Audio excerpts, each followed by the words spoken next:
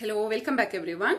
இன்னைக்கு இந்த வீடியோல நம்ம பார்க்க போற topic advantages of joint stock company. இதுக்கு முன்னாடி வந்திருந்த வீடியோல joint stock companyனா என்ன, கம்பெனியோட characteristics என்னென்ன அப்படிங்கறதெல்லாம் பார்த்திருந்தோம். இந்த வீடியோல கம்பெனியோட நன்மைகள் என்னென்ன அப்படிங்கறத பார்க்க போறோம். advantages of joint stock company. இதுல ஹெட்டிங்ஸ் ஞாபகத்துல வைக்கிறதுக்காக உங்களுக்கு நான் இங்க ஒரு கோட் கொடுத்திருக்கேன். let PR.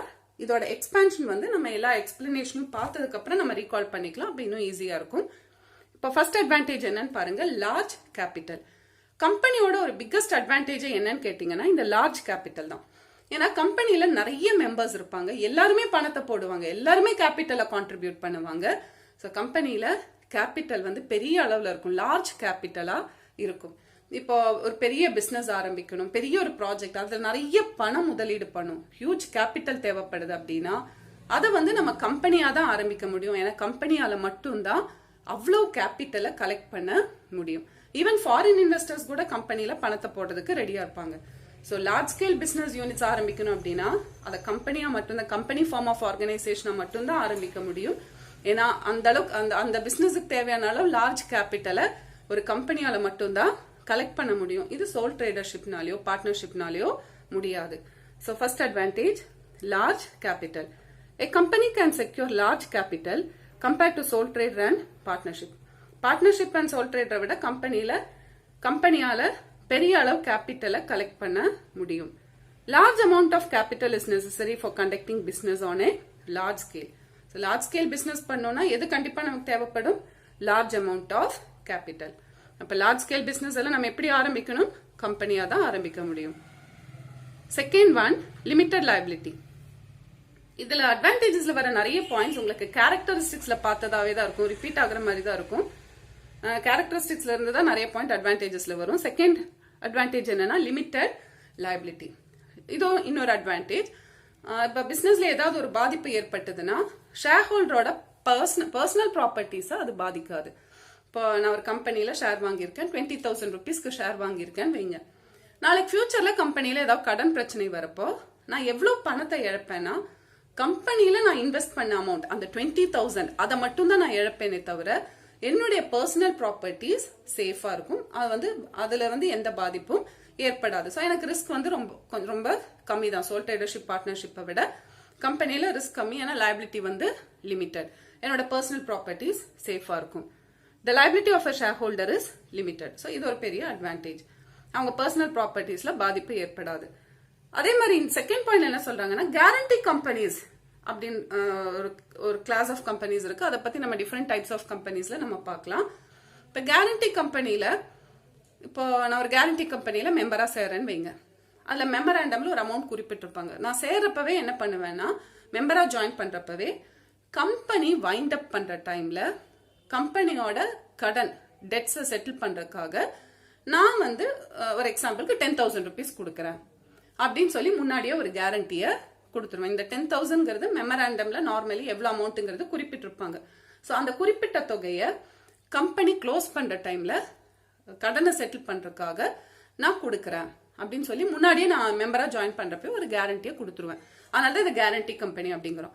அப்போ என்னோட லைபிலிட்டி எவ்வளவு அப்படின்னு கேட்டீங்கன்னா கம்பெனி வைண்ட் அப் பண்ற டைம்ல தான் எனக்கு லைபிலிட்டி வரும். அதுவும் நான் எவ்வளவு அமௌண்ட் சொல்லியிருந்தேன் 10,000, அதுதான் என்னுடைய லைபிலிட்டி. அது வந்து guarantee company. Normally guarantee company அப்படிங்கிறது வந்து பாத்தீங்கன்னா நான் ப்ராஃபிட் ஆர்கனைசேஷன்ஸா இருக்கும், like charitable trust, sports club, இதெல்லாம் வந்து கேரண்டி கம்பெனியா ஆரம்பிப்பாங்க. இதை பத்தி நம்ம டீட்டெயிலா டிஃப்ரெண்ட் டைப்ஸ் ஆஃப் கம்பெனிஸ்ல பார்க்கலாம். இந்த case of company limited by guarantee, his liability is restricted to the amount that he has guaranteed to contribute in the event. இதை நான் ஸ்ட்ரைக் பண்ணியிருக்கேன். in the event of winding up of the company. So மெம்பரோட liability என்ன? It's restricted, அது லிமிட்டடா இருக்கு. எவ்வளவுக்கு? To the amount he has guaranteed to contribute. அவரே கேரண்டி பண்றாரு, நான் கொடுக்கறேன். எப்ப கொடுக்கறேங்கிறாரு? இந்த event of winding up, company close பண்றப்போ கொடுக்கறேன் அப்படின்னு சொல்றாங்க. Third one, transferability of shares.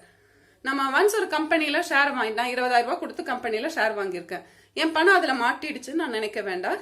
எப்ப வேணும்னாலும் நான் அது அவுட் சைட் பர்சனுக்கு வித்துட்டு என் பணத்தை வெளியில எடுத்துடலாம். ஸோ அது இன்னொரு அட்வான்டேஜ்.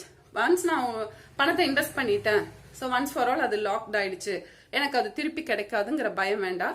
எப்ப வேணாலும் நான் அதை டிரான்ஸ்ஃபர் பண்ணிக்கலாம், இன்னொருத்தங்களுக்கு வித்துட்டு நான் போட்ட பணத்தை திருப்பி எடுத்துக்கலாம். அது இன்னொரு advantage. Transferability of shares. A shareholder can freely transfer his shares to another person without any restrictions. இதுக்கு எந்த ரெஸ்ட்ரிக்ஷனும் இல்லை, ஈஸியா டிரான்ஸ்ஃபர் பண்ணிக்கலாம்.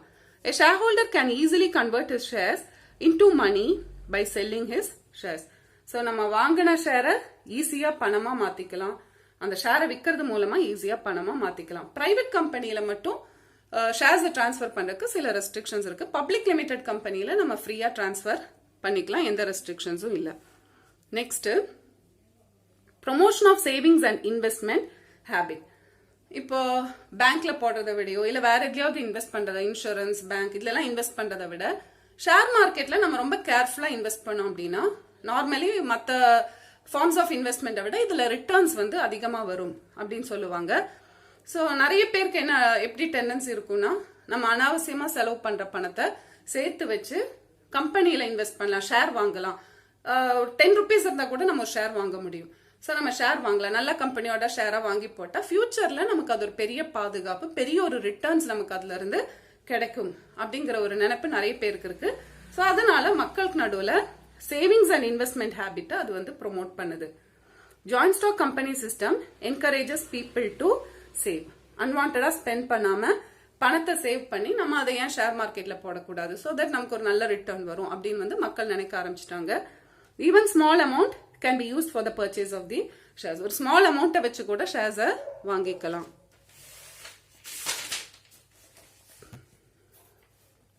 Next one, perpetual succession. இதெல்லாம் கூட நம்ம கேரக்டரிஸ்டிக்ஸ்ல பார்த்ததுதான். கம்பெனிக்கு வந்து ஒரு லாங் லைஃப் இருக்கும். மெம்பர்ஸுக்கு என்ன ஆனாலும் கம்பெனியை அது பாதிக்காது. மெம்பர்ஸ் வந்துட்டும் போயிட்டு இருப்பாங்க, பழைய மெம்பர்ஸ் வெளியே போகலாம், புது மெம்பர்ஸ் உள்ள வரலாம். பட் இதெல்லாம் கம்பெனியோட லைஃபை பாதிக்காது. கம்பெனி தொடர்ந்து செயல்பட்டுட்டே தான் இருக்கும். கம்பெனியை நம்ம கிரியேட் பண்றது சட்டப்படி தான் கிரியேட் பண்ணோம். It is created by law. அதே மாதிரி க்ளோஸ் பண்றதும் சட்டப்படி தான் க்ளோஸ் பண்ண முடியும். இதுக்கு வந்து ஒரு லாங் லைஃப் இருக்கு. A company has perpetual or continuous existence. இது தொடர்ந்து செயல்பட்டுட்டே தான் இருக்கும். Members may go or new members may come in, but the company continues to exist. Members வெளியே போகலாம், புது மெம்பர்ஸ் உள்ள வரலாம், பட் கம்பெனி தொடர்ந்து செயல்பட்டுட்டே தான் இருக்கும். This ensures continuity in operations and the company can undertake long-term investment. இப்போ நம்ம பெரிய பிசினஸ் யூனிட் எல்லாம் ஆரம்பிக்கிறோம் அப்படின்னா இன்வெஸ்ட் பண்ணி அதுல இருந்து ரிட்டர்ன் வரைக்கும் நிறைய டைம் ஆகும். அப்போ ஒரு லாங் எக்ஸிஸ்டன்ஸ் இருந்தாதான் அந்த மாதிரி பிசினஸை நம்ம ஆரம்பிக்க முடியும். கம்பெனி ஃபார்ம் வந்து அதுக்கு சூட்டபிளா இருக்கு, ஏன்னா கம்பெனிக்கு ஒரு லாங் லைஃப் இருக்கு, அதனால கண்டினியூட்டி இன் ஆபரேஷன்ஸ் இருக்கு. 6th one, risk bearing capacity. Risk bearing capacity நம்ம இப்பதான் பார்த்தோம். லைபிலிட்டி வந்து லிமிட்டட். மோரோவர் ஒரு லாஸ், ஏதாவது நஷ்டம் எல்லாம் ஏற்பட்டதுன்னா நிறைய மெம்பர்ஸ் இருப்பாங்க, எல்லாரும் சேர்ந்து தான் அந்த ரிஸ்கை ஷேர் பண்றாங்க. ஸோ நிறைய பேர் சேர்ந்து ஒரு பெரிய நஷ்டத்தை ஷேர் பண்றப்போ அது அவ்வளவு பெரிய இண்டிவிஜுவலா ஒவ்வொருத்தருக்கும் வந்து அந்த ஒரு லாஸ் வந்து ரொம்ப கம்மியா தான் இருக்கும். நிறைய பேர் சேர்ந்து நஷ்டத்தை பங்கு போடுறப்போ தனிப்பட்ட முறையில ஒவ்வொருத்தருக்கும் அந்த நஷ்டம் வந்து ரொம்ப சின்ன அமௌண்டா இருக்கும். ஸோ ரிஸ்க் வந்து ரொம்ப கம்மி. The loss of the company is distributed over a large number of shareholders. நிறைய பேருக்கு உள்ளதான் அந்த லாஸை வந்து ஷேர் பண்ணிக்கிறாங்க. So each shareholder bears a very little amount of loss. So ஒவ்வொருத்தரோடையும் லாஸ் வந்து ரொம்ப கம்மியா இருக்கும் அப்படிங்கிறாங்க. Next, economies of large scale operation. Company வந்து நம்ம இப்பதான் பார்த்தோம் லார்ஜ் ஸ்கேல் பிசினஸ் பண்றாங்க. ஸோ லார்ஜ் ஸ்கேல் ஆப்ரேஷன்ஸ் பண்றதுனால சில நன்மைகள் இருக்கு.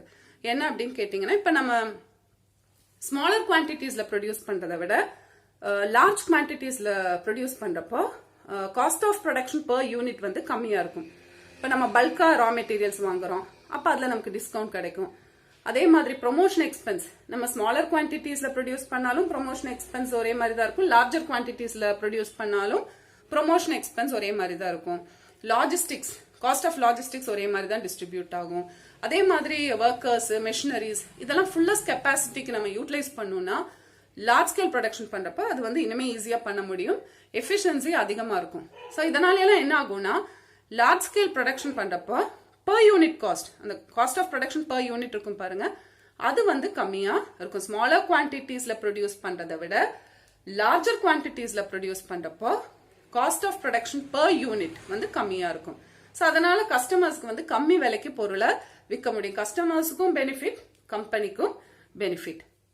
Economies of large scale operations. A joint stock company can undertake business on large scale. As a result, it can derive all the advantages of large scale operations. So large scale operation பண்றனால கம்பெனிக்கு அதனால நிறைய நன்மைகள் இருக்கு. கம்பெனிக்கு மட்டுமல்ல கன்சியூமர்ஸ்க்கு கூட அதனால benefit தான். Next economic development. கம்பெனிஸ் ஒரு கண்ட்ரியோட பொருளாதார வளர்ச்சிக்கு கம்பெனிஸ் வந்து பெரிய அளவுல கான்ட்ரிபியூட் பண்றாங்க. நிறைய கம்பெனிஸ் வரதுனால ப்ரொடக்ஷன் ரொம்ப அதிகமாகும், கஸ்டமர்ஸ்க்கு நிறைய ப்ராடக்ட்ஸ் கிடைக்கும், அதே மாதிரி எம்ப்ளாய்மெண்ட் ஆப்பர்ச்சுனிட்டிஸ் அதிகமாகும், standard of living, overall economic development, இதுக்கு எல்லாத்துக்குமே ஜாயிண்ட் ஸ்டாக் கம்பெனிஸ் ஹெல்ப்ஃபுல்லா இருக்கு. Joint stock company system has been responsible for the rapid growth of industries and trade in many countries. So joint stock companyயால நிறைய countriesல இண்டஸ்ட்ரியும் ட்ரேடும் வந்து பெரிய அளவுல வளர்ச்சி அடைஞ்சது.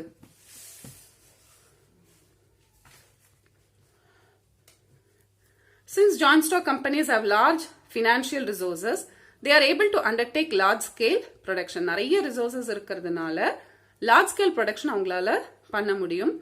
Satisfy the needs of more number of consumers. நிறைய கன்சியூமர்ஸோட தேவைகளை ஃபுல்ஃபில் பண்ண முடியுது.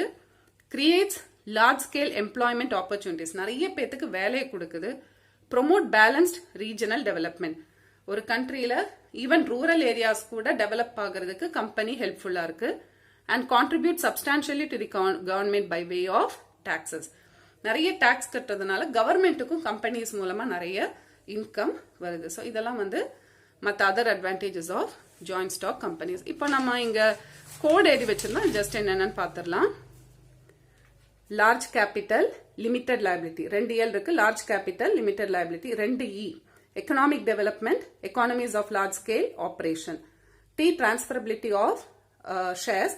P வந்து perpetual succession, promotion of savings and investment habit. R வந்து risk bearing. So hope you all understood the advantages of joint stock companies. Thank you.